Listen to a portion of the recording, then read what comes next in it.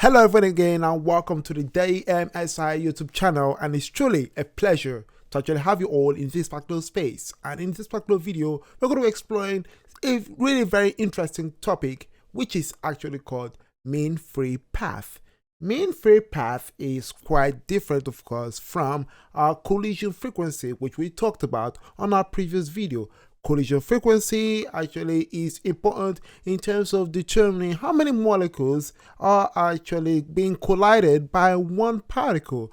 And so we have a little illustration where we are given a specific tube, and based on the tube, which is actually called the collision tube, various variables were considered, like for example the area, which is the cross-sectional area of the tube, represented as this particular symbol, and this symbol is actually equal to the pi d squared, where d is actually the diameter of our specific molecule that is passing through this particular tube, and the diameter is actually equal to the radius. So r is equal to d, and since we have this taken into consideration, our next variable that we need to consider is the path that it takes, which is all the way to the very end of the tube, where the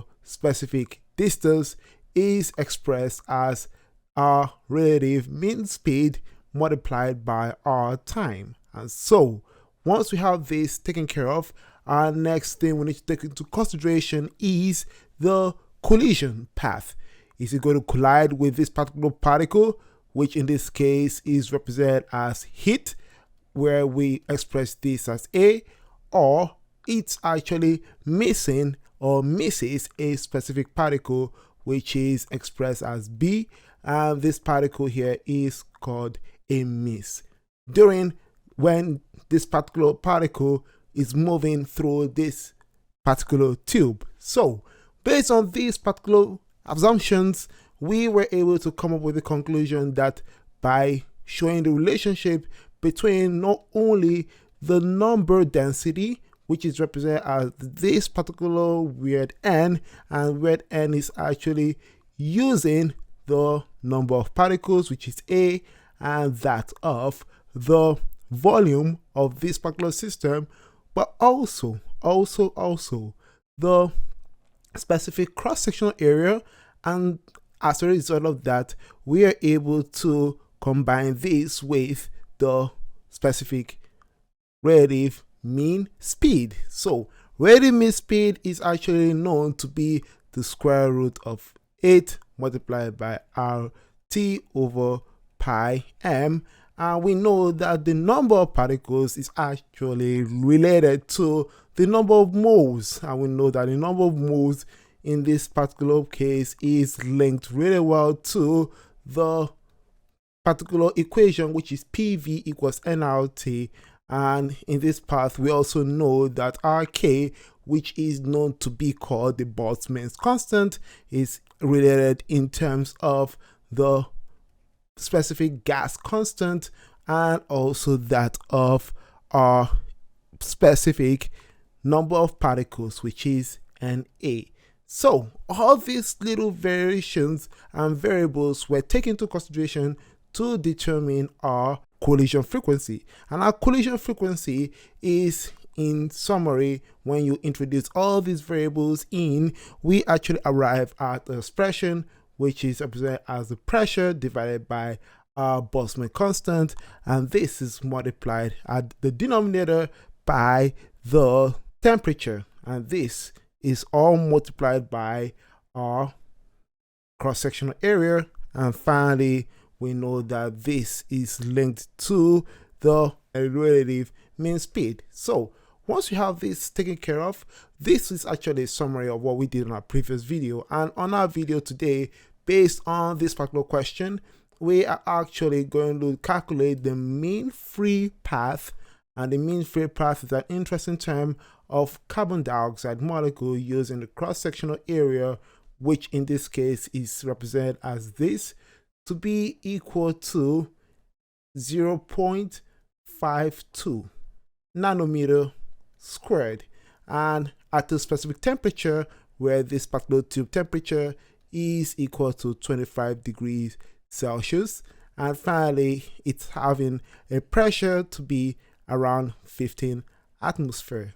So, couple of units will be converted into standard units that highly links to one, the Z value, and also how the Z value, which is collision frequency, links really well to the mean free path. And how does this relationship plays out?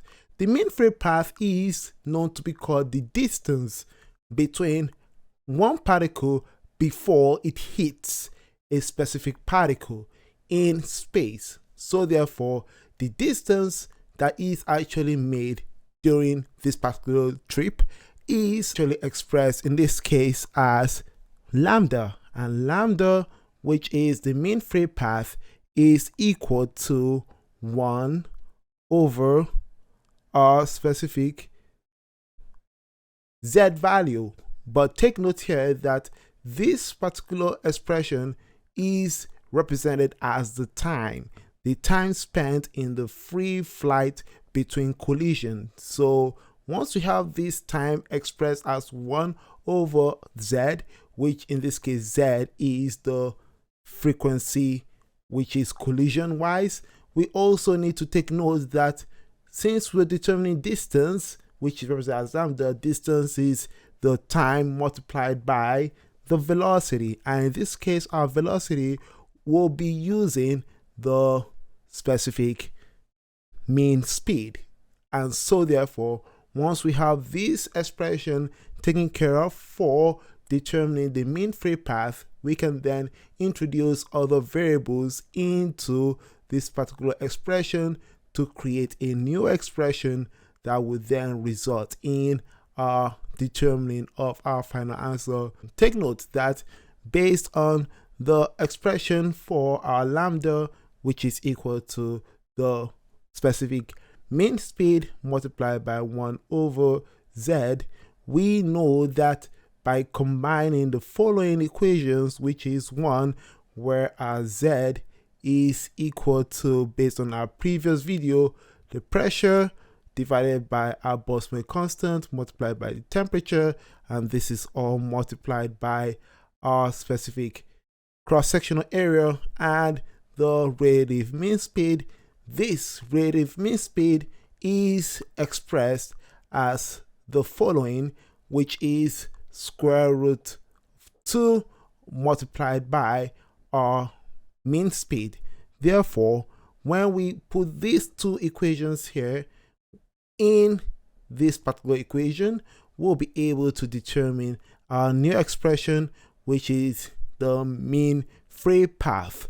And so therefore, our mean free path is actually equal to the Boltzmann's constant multiplied by temperature, all divided by our pressure and multiplied by our cross-sectional area, and this is multiplied by square root of 2. So we have our new equation, and this new equation will be used in this particular problem. Therefore, looking at our specific givens, we need to now look at how this is applicable to the conditions and what are the things that actually really relates really well to this problem. One is the consequence is if you double the specific pressure, we automatically have our specific individual mean free path. And so therefore, this actually shows that, hey, in applications when you have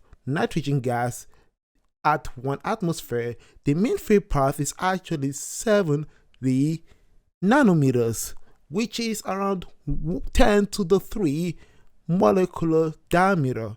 And this is really small and interesting to see how little distance is required for one particle to collide with other particle at 1 atmosphere.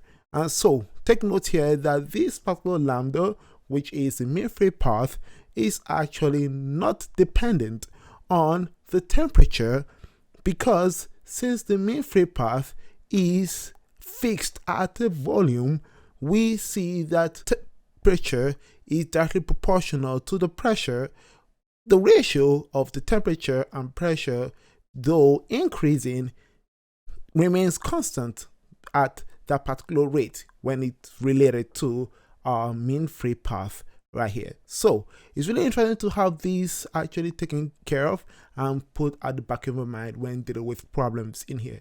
So in this particular video, we're going to now solve the problem, and by solving the problem, we'll be able to analyze this particular question. So therefore, based on the question, we are looking at the givens, which includes the following. We have molecular weight, that is if that will be considered in this question to be, in this case, for carbon dioxide. Now the next one here, based on the question, is the pressure, and the pressure here is given to be 15 atmospheres. Now we need to convert this to our specific kilopascal. So what is kilopascal when the atmosphere is 15?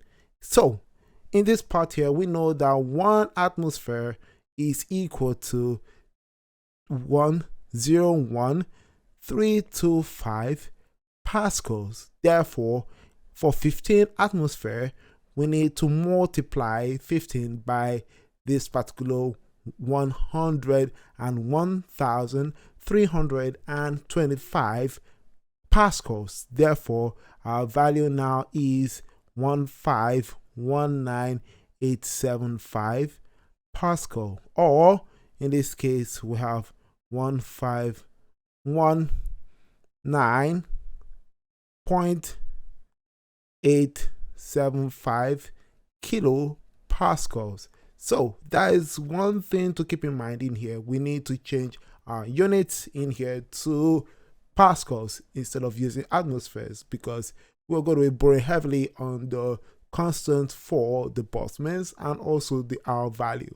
So next one here is looking at our specific cross-sectional area. Given this question is 0.52 nanometers squared. Take note, we need to convert this to, in this case, meter squared. Therefore, since we know that in this case for nanometers we need 10 to the power of 8 nanometers, 18 nanometers squared to get to 1 meter squared.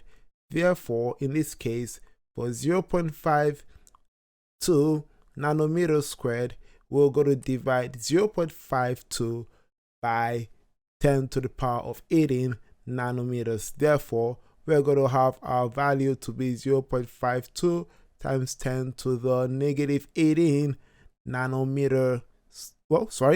meters squared. So this is going to be used in this particular question as well when dealing with the cross-sectional area. And then the next one here is looking at, hey, how are we going to convert any other thing else? Now we know that the temperature is given to be equal to 25 degrees Celsius, which means that we need to convert this to kelvins. And so since we know that we are required to determine the specific mean path, which is represented as lambda, and lambda is the mean free path specifically, we would then actually derive our mean free path, which we already did in this particular question. Now, based on analysis, where our z is equal to square root of 16, based on our previous video, r over, we know that this here, our specific mean speed, is equal to all square root of 8 RT over pi m. This actually lead us to combining those two expressions in our mean free path, which is expressed as our mean speed all multiplied by 1 over z, which is the time. And therefore, we'll be able to incorporate our k value in here, where k is equal to r over the number of particles, and this here is equal to, in this case, lambda equals to kt over pressure multiplied by our cross-sectional area multiplied by square root of 2. So we're going to use this expression and from there on we'll be able to solve our problem. And so by solving, we're going to substitute our givens into this equation, and we'll be able to determine our solution. Take note that K, which is the Boswell's constant, is equal to 1.38 times 10 to the negative 23 joules per Kelvins. Therefore, we know that in this case, since our mean free path is equal to. So once we have this taken care of, we will then deal with our units by cancelling out our newtons. We have our squares of the meter at the denominator cancelling out.